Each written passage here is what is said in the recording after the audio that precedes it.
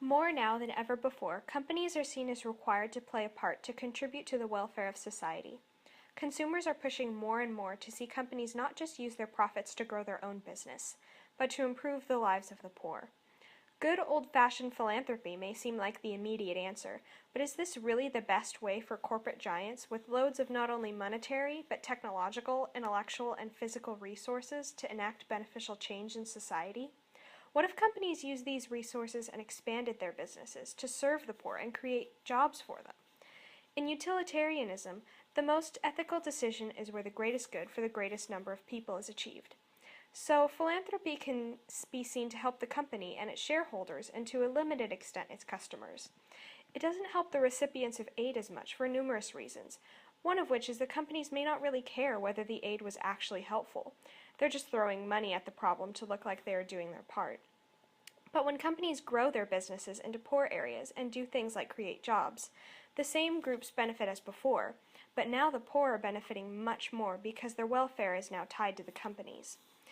In emotivism, whatever feels right and wrong, well, is. Although this is not a framework that the majority of people would want to live out, it does explain the method behind many people's choices.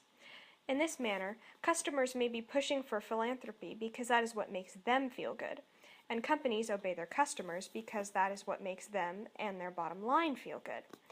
Where are the poor in this model, though? Aren't they the ones that are supposed to be the focus? In virtue ethics, the character of the ethical decision maker is what determines an ethical decision.